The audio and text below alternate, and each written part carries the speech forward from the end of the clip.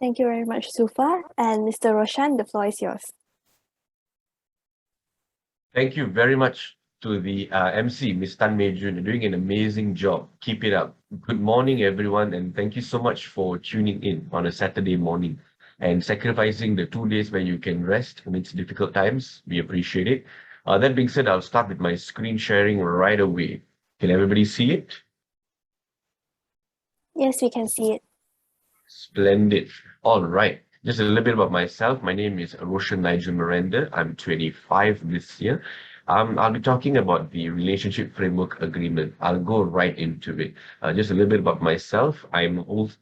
Currently, I'm studying my Masters of Public Policy in University of Malaya full time, while working as a social entrepreneur at Petronas, addressing dyslexia as a whole in Malaysia. On the part-time, I am a political analyst to a foreign university. I was attached to our federal government in various departments in the past. I was attached to the Ministry of Foreign Affairs for 6 months under a fellowship called the Perdana Fellowship. I was also the former president of the Anti-Corruption Club of my university. So I've got a little bit of experience here and there within the government realm. Moving on. I'm interested in public policy and how we can use it to help people. That's why we are here. That's why the UN with the SDG goals were met. All 17 of them have to be met to help people at the end of the day. Okay, so social pain points, problems currently faced in Malaysia. Every nation, we face social problems. For example, the rise of mental health illnesses, increase in the suicide rates, increase in unemployment amongst Malaysian youths, literacy rate in Malaysia, and many more. What more, the pandemic has caused a drastic increase in the social pain points and problems. These have to be dealt with and faced. The question is how? Are the current implementations used sufficient to deal with these problems? Well, if you were to ask me, not really. The federal government is trying through policies, through our recent national budget, but there are other avenues that we can look into for the near future. After all, we are the youth, we're going to take over, and it's time that we learn. What's the status quo? When we fix a problem, a policy is involved. It is not easy for the federal government to get their boots on the ground, although they have the necessary resources and budgeting. It doesn't matter their political affiliations, it's just the way it is. However, NGOs, on the other hand, they have really stepped up amidst the pandemic, helping with the mental health arena, helping with maybe unemployment, so on and so forth. But they are at their wits' end because they lack resources. Now, I was fortunate enough to be a part of these NGOs and CSOs amidst the pandemic, and we witnessed this firsthand. Nyawa, befrienders. The telephone lines were just through the roof, 24/7. Now, they didn't have the manpower to accommodate. Suicide rates were so high.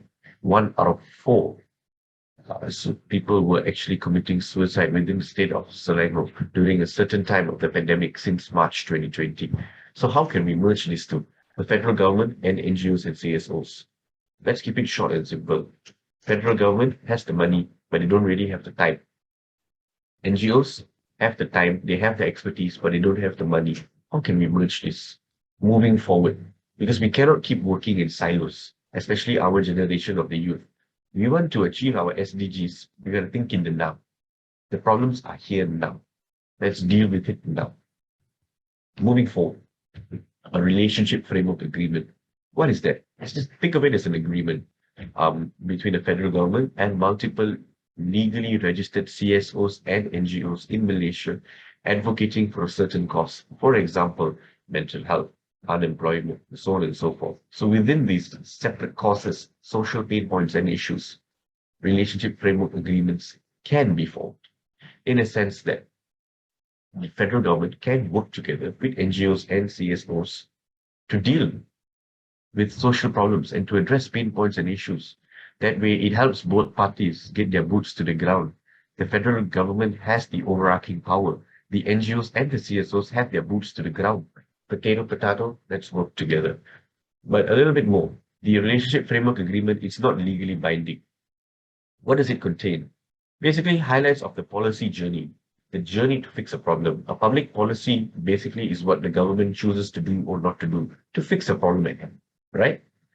Well, there should be a policy journey.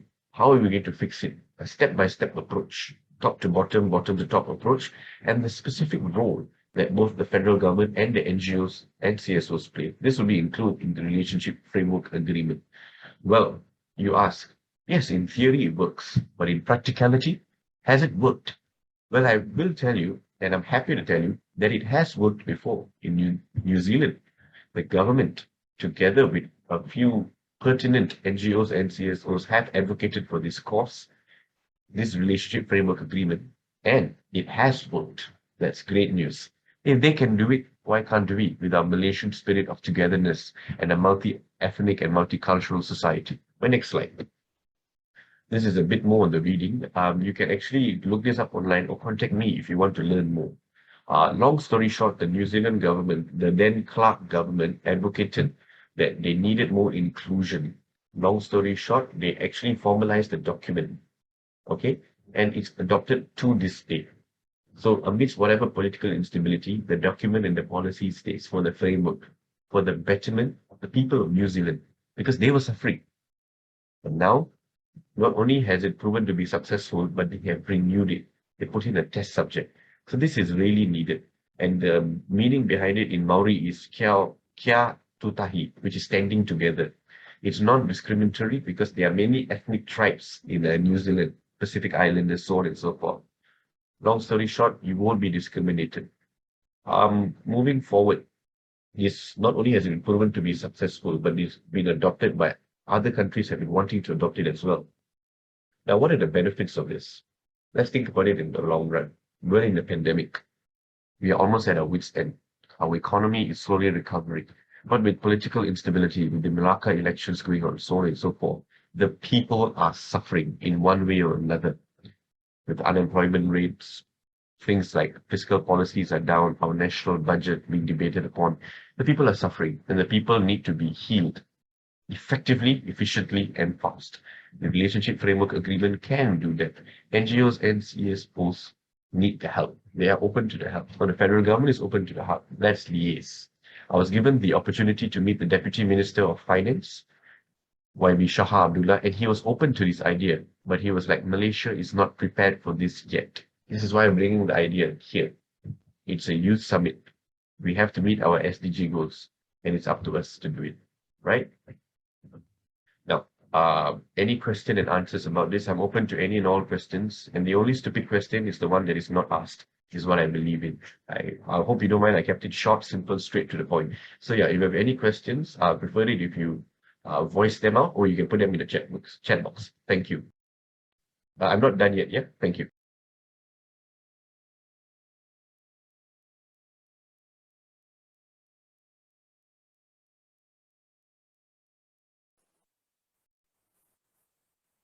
Dear participants, feel free to type your questions in the chat box.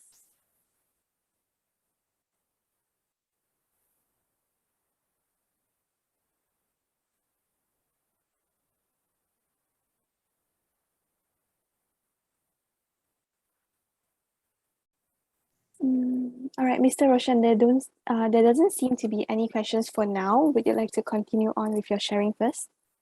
Sure. Thank you, MC. Yeah, so Thank this is the you. relationship framework agreement. I've actually come up with a few policy papers myself. And just to let you know, YB Shah Abdullah has actually taken it into the national budget because we had an engagement session with him with regards to mental health.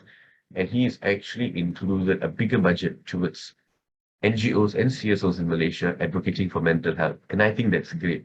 It's a step forward. Here we are talking, but work is done. Yes, we're having this conference, but realize the significance of it when people are benefiting. Awareness is important. Ideology never dies. Remember that. The little that you do helps people for tomorrow.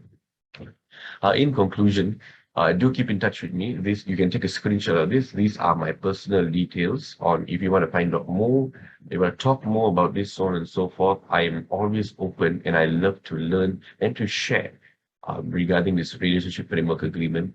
Policies are the way to go for me. Let's sit down, let's get to business, let's help the people, let's aid the government, let's show them how it can be done. With that being said, let me close by saying an old quote by Franklin D. Roosevelt. We cannot build the future for our youths, but we can build the youths for our future. I'm 25. I realized that I lacked a lot of confidence when I was younger in approaching from a policy aspect, but it's never too late, right? We can do it. If not now, then when? Have confidence in yourself. You can do it. Be confident in your work. Research, work hard, and you can do the best. Thank you all for today. I really appreciate it. And I apologize if I have offended anyone, so on and so forth. Thank you. Good day. Good evening. Bye. Thank you very much, Mr. Roshan, for your advice. And there's actually one question in the chat box. Would you like to take that? Yeah, that's great. Thank you so much. Mr. Hidayat Fahmi, thank you. On the RFA, I believe the Canadian government is actually working on a relationship framework agreement together with the UK government. However, it's still in its implementation phases. It is not permanent as compared to New Zealand yet. It's quite in its preliminary phases, but it has shown quite an impeccable success rate thus far.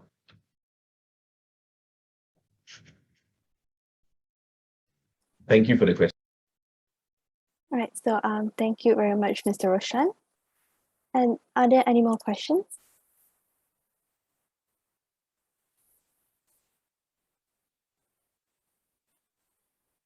All right, so I guess that's all for Mr. Roshan's session. So thank you very much once again. That was a very, very insightful sharing. Thank you, Major. Thank you all. Bye. Okay, thank you very much. And now, last but not